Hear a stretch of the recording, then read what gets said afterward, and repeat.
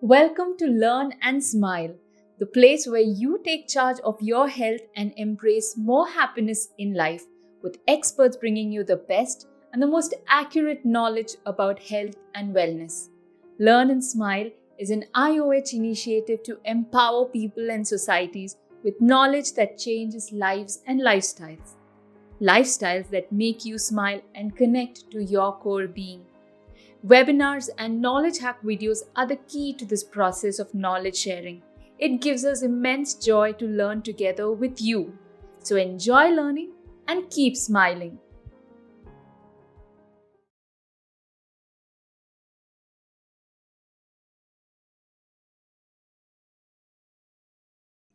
Hello everyone. This is Dr. Rashmi, Assistant Project Director of IOH. Thank you all three speakers for taking out your time to give us such a wonderful and an informative session. Now we will move on to question and answer session. Before we begin, I want to mention few important points. We had requested our participants to share their questions well in advance so that question and answer session becomes easy. Myself, Jancy and Goral will be reading out the questions behalf of our participants. This is to minimize the internet glitches and the connectivity issues and to save time. Now I humbly request our participants to kindly understand. Let's start with first question. Does synthetic materials used in innerwears or in the hair dyes can lead to breast cancer? I would like to ask this question to Dr. Rakesh. Thank you. Can you hear me? Hi, yes, sir. So let me talk about the hair dyes. See, hair dyes come to the market in different types. Temporary dyes are there, permanent dyes are there. So temporary dyes as such usually will not cause much problem. But there are studies which have shown that permanent dyes can cause breast cancers. It doesn't mean that people should not wear dye. See, there are studies which says that people will get a type of cancer.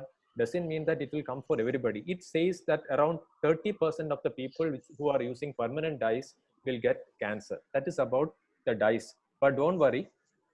But anything of mild use is always good. About innerwear, there are no studies saying that wearing a particular type of inner garment is going to cause cancer. So don't worry about that. Okay, thank you, sir. One of the question from our participants, going completely vegan, can it help to avoid breast cancer? I would like to ask Dr. Suman sir to answer this. Uh, okay, so that's a very loaded, heavy question. There are a lot of arguments in favor of being vegan and complete in a complete sense. But I would say that it's always a balanced diet that is important. It is not about whether it is a vegan diet or keto diet or another particular type of diet or lifestyle, but everything has to be in balance. So a healthy dose of fruits and vegetables is what you need. You can't go. I'm not a big fan of extremes in terms of one particular lifestyle or dietary habits. Um, Again, make sure there are vegetables each time. That's enough. Okay, thank you very much, sir. Now I would like to ask Annie ma'am that there are any free helpline queries which we can ask about cancer related questions. Uh, see, in our country, we don't have such helpline where we can call up and inquire as such. But there are many organizations which does provide helpline. For example, we ourselves, Hadara can, you can note down my number, which is 9845219201. You can contact and we can help you. Or if a person is being diagnosed with breast cancer, there are many at this moment there are many support groups which is working online. So that like one of them which I know, emotional health, is the one which works in it's a WhatsApp group, and there are quite a lot of survivors, and they share their every issues what is happening. It involves holistic perspective. So this is what at this moment we have it, but not really as a as overall as a country-based helpline. Is there any like free treatment care centers? Uh, there are again NGOs which helps. Okay, so most of the doctors, once you are associated where you're taking your treating, doctors would know it, and also the hospital by itself. Few charitable hospital like St. John's has 5 to 10% discount on people who are who belong to the poverty line background, and many hospital also allotted certain in a month 10 patients or 5 patients for a discounted price, and some hospital which I know, Shankara Cancer Hospital, complete free treatment if the candidates deserves it. Thank you, ma'am. Thanks a lot. If a person having any thyroid risk like hypo or hyperthyroidism, there are chances of getting cancer. I would like to ask Dr. Rakesh sir to answer this. See, thyroid issue and cancer of the breast, if you are thinking of hypo and hyperthyroidism, the chances are less. But there are patients with carcinoma thyroid and carcinoma breast, which are shown as syndromes. But I don't think that is, no need to discuss about that in detail now. But hypothyroidism and hyperthyroidism as such, it's not a cause for breast cancer. Okay, thank you, sir. One more question, like 1 week before the menstruation, they will be starting to feel lumps and pain in the breast. Is it a early symptoms for breast cancer? See, if you take 100 people who are premenopausal or just started their menarche, 80 people will have some sort of discomfort of their breast during that time. So some people will feel lumps at that time, and later, once the period starts, they feel much better. Some people will have severe pain. Some people will not be able to sleep. They will have emotional tantrums. So this occurs in 50 to 60% of the people. This is only to make you aware that this is a physiological thing which is happening, which is a little more in some people. So that is the reason why we have developed a field model where we will show the people what it looks like when it is before the periods, after the periods, so that they will be able to differentiate between a pathological lump as well as these type of nodularity which they feel before their periods. Okay. Thanks a lot, sir. Now I would hand over to Jansi to continue the session. Thank you, Thank- Rashmi. So, to all the speakers today, the topics that you have addressed, we had asked the questions much earlier to our community. So they had a lot of queries regarding breast cancer. So it is not exactly on the questions that on the topics that you have spoken about, but they are very anxious to know about these topics as well, what I'm going to ask. So the first, these questions are for Dr. Suman. So you mentioned that if you are if you get like late menopause, there is a higher risk of contracting breast cancer. So what are the chances of having breast cancer if you get like early menopause or premature menopause? I would actually direct that question to Rakesh. He would be better positioned to. Okay. So I will take it, Suman. So the concept is, so the number of years your cells are getting exposed to the hormones. So when you have an early menarche and a late menopause, your body is into this cancer forming hormones for a longer period of time. So longer you have a late menopause, that means your body is in touch with these hormones for a longer period of time. So if you have your periods getting over little earlier, that is good. It is a type of protection. That is the same reason why breastfeeding is helping. Multiple pregnancies are helping, because the amount of hormone, you won't be having your menstruation at that time, and people are little safe at that period of time. Okay. Another question that was asked is, I am not genetically linked with breast cancer, but still I became a victim. And the doctor told it was my bad luck. Please let us know how to avoid the other breast from getting affected. See, the only thing, the mantra is self breast examination, especially in an Indian scenario. Every time you cannot go and do a, so learn to do a good self breast examination. You will be your best doctor to pick up your lesion early. And regular screening, which is recommended yearly once you do your mammogram and sonomammogram till you're 55 years. And clinical examination every 6 months. Since that you have got the breast cancer, you have to be little more vigilant and you should not relax on your follow-ups. Okay. And not to worry. That is another thing. Don't stress too much. That itself can cause unnecessary problems. Okay. Okay. And there are a few questions that came up on lymphedema and how to avoid lymphedema after mastectomy, and can exercising help reduce lymphedema? So most of the centers before undergoing mastectomy, they will say which type of surgery they are doing, whether they are going to remove the entire axillary lymph nodes or they are going to do only sentinel lymph nodes. If sentinel lymph nodes is the treatment which they are planning, then amount of getting the axillary arm edema is comparatively very less. If you are going to have a complete axillary dissection, then your chances of getting arm edema is more than that for sentinel lymph node, maybe 10 to 15%. So all centers will start training the people who are going to get operated what to do, like ball exercise, arm exercise, so that they can continue it and they can reduce the edema.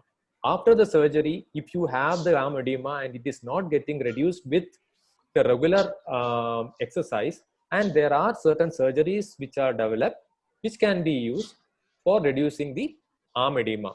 Okay. Okay. The trick is continue doing your arms. What happens is after the surgery, after 2 or 3 months, you just relax on your exercises and you slowly the edema start coming. Continue your hand exercise and be very active. So arm edema will not be there. Now the percentage of people getting arm edema has come down drastically. Okay. So a related question that was given is another person who had undergone a mastectomy. She has lost sensation in her left hand, she mentions. So she's asking what to do. See, I am just talking little philosophically. See, you have breast cancer. It is not you have fall down and you have an injury. So this is the thing which you have to give for the surgery you have done for your life.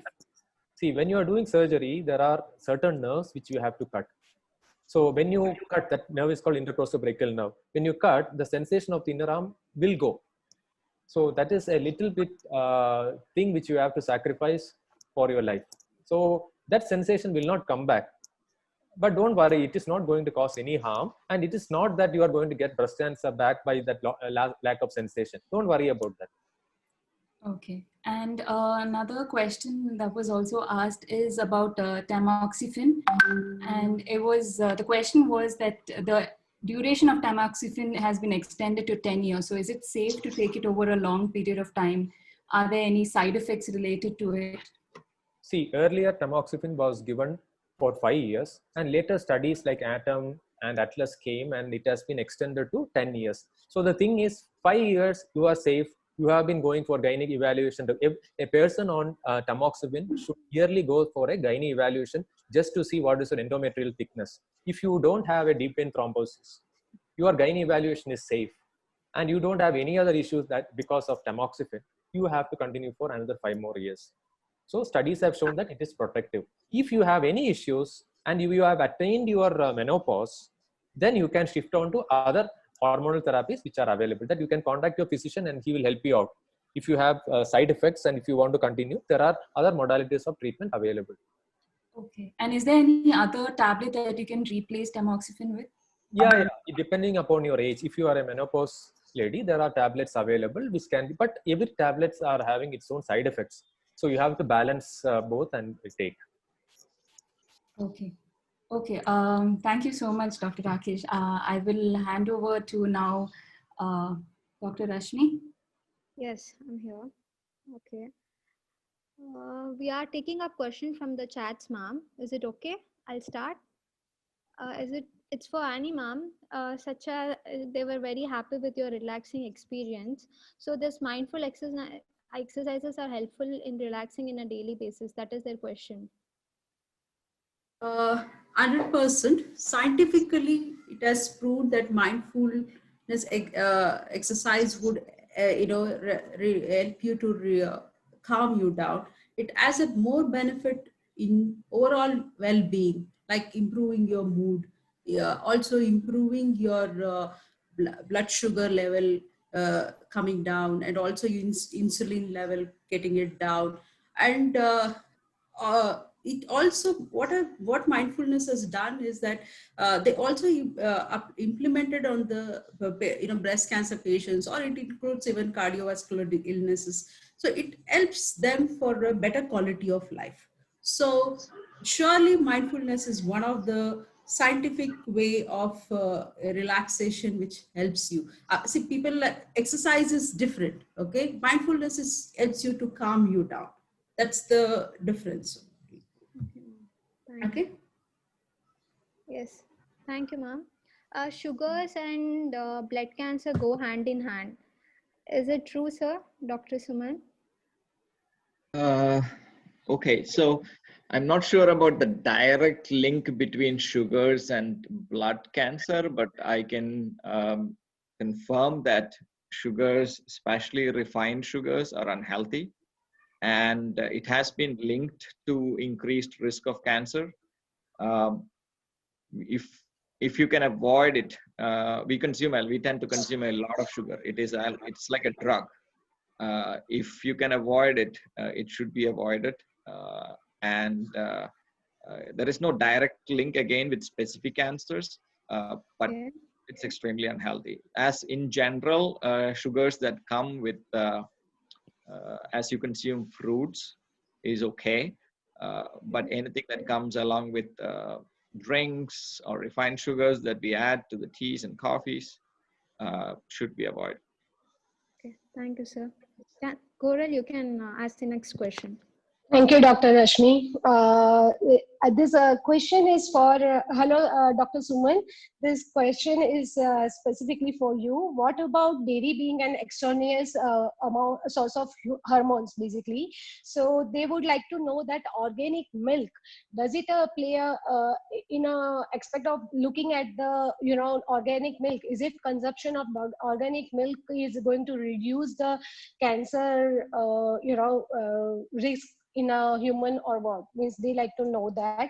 This question was asked by Dr. Sandhya, and it was something which they want to look at, that where consumption is not able to restrict it. Basically, they are not able to restrict the consumption. That's why. Yeah, so I think there has been several studies examining the link between dairy products and different types of cancers, and in breast cancer. I would say, well, the conclusion is that there is a limited evidence linking consumption of dairy to reduced risk of breast cancer in premenopausal breast cancer cases. Okay, so that is the overall conclusion. But there has been, most studies have been controversial. There has been, some which show some increased risk, some with less risk. But the overall conclusion is that it reduces risk. Now, to the specific question of organic milk, I believe anything organic is generally considered healthy. These are all, it's like supplements. I mean, it's good to consume. Can it be a general recommendation that we can give to everybody? Probably not. It's not cost effective. It's not practical. But if you can afford it, certainly yes.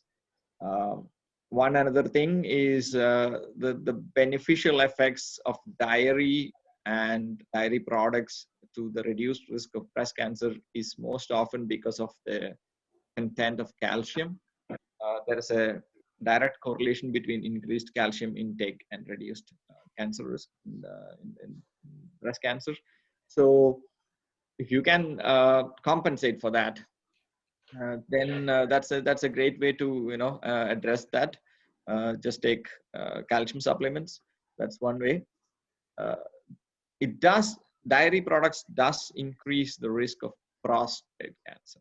There is a link there, but that's the only association that's available to date.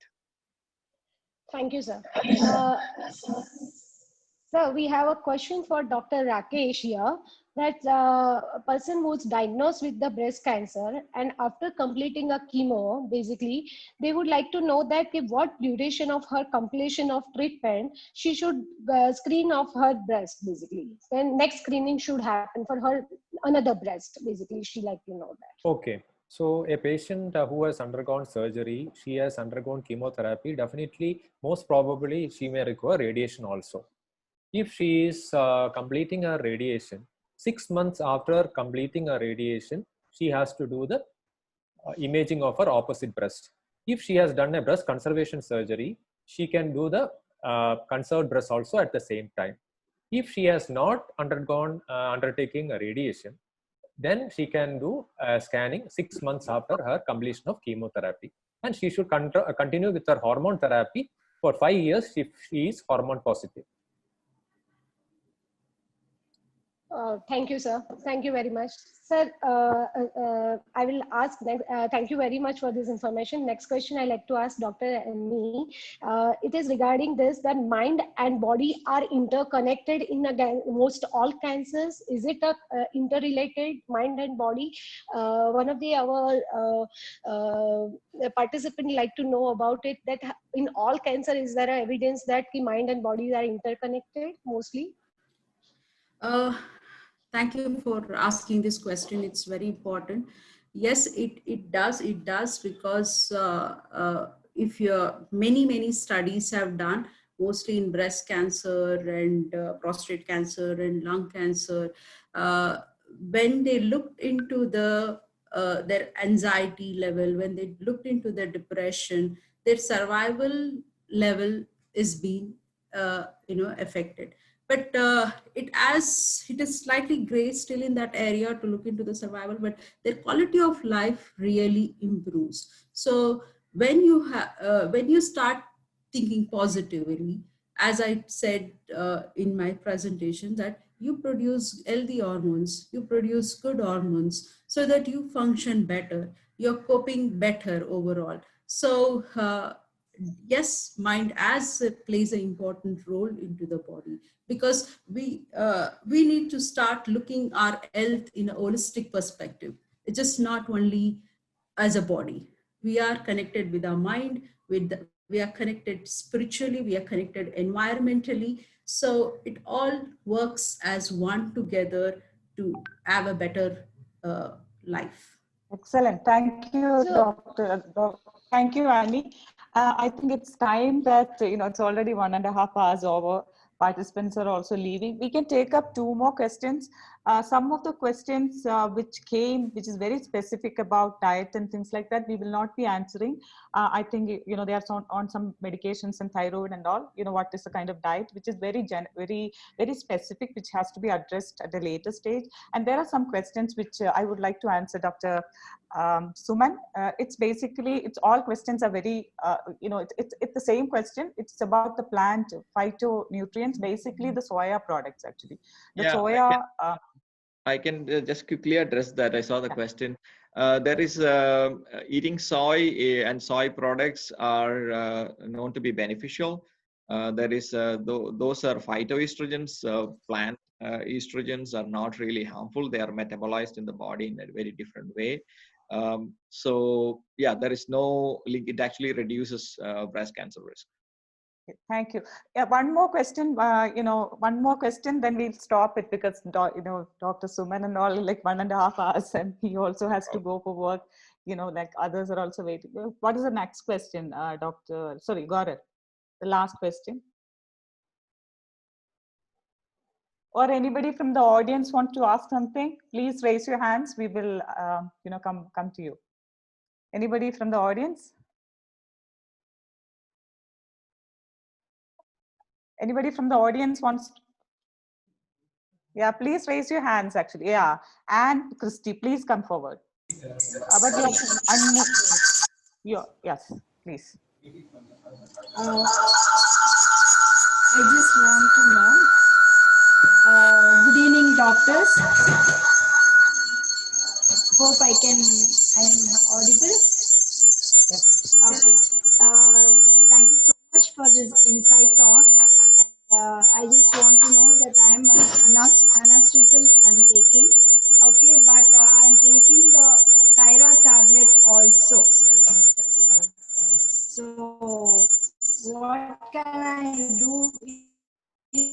if I take the leafy vegetables for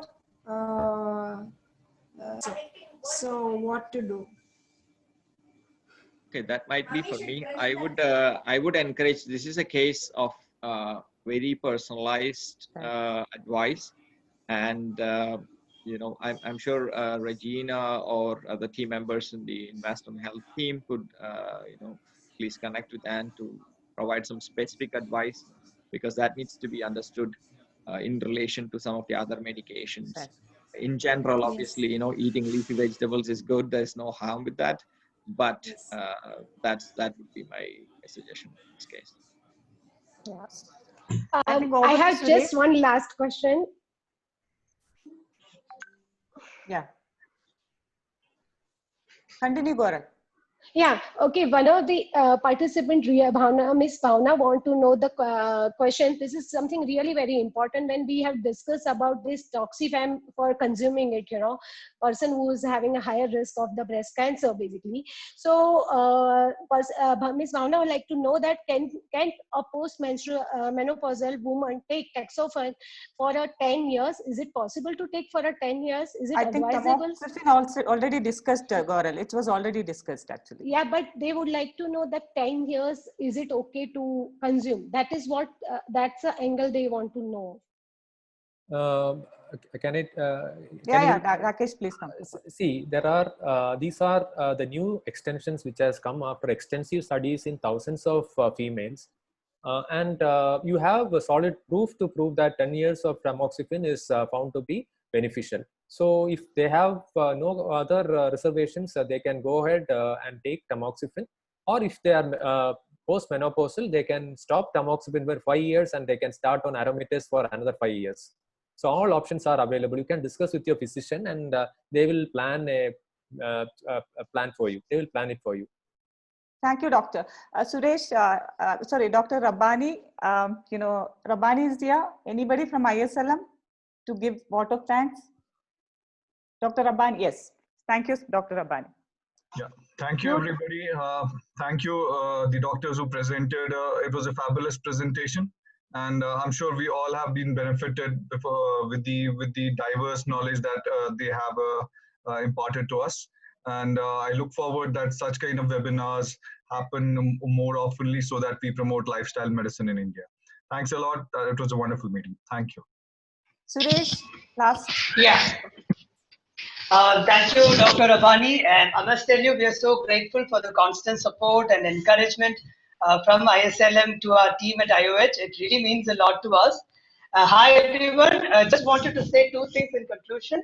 I'm sure most of you would agree that one key takeaway from today's webinar is that be it prevention or treatment of cancer, a multi-pronged approach that integrates diverse disciplines and approaches will benefit people a lot. And that's exactly what Dr. Regina and her team at Invest on Health have put together, a robust and evidence-based system that's multidisciplinary and scientifically validated to help people prevent or manage and treat various diseases and health conditions, cancer being one of them. So if you or anyone of you is looking for guidance or advice on these lines, remember to reach out to our team at IOH. It will be our privilege to serve you in this journey of transforming your health and quality of life. So on that note, thank you all once again. A big thanks to everyone. Happy weekend. And until we meet again, keep learning, connect to your true potential, and keep smiling. Thank you. Thank you so much. Thank you. Thank you all. Thank you, Dr. Suman, Anne, and Dr. Rakesh. And Thank you. Thank you. Thank you, Annie. Bye. Thank you.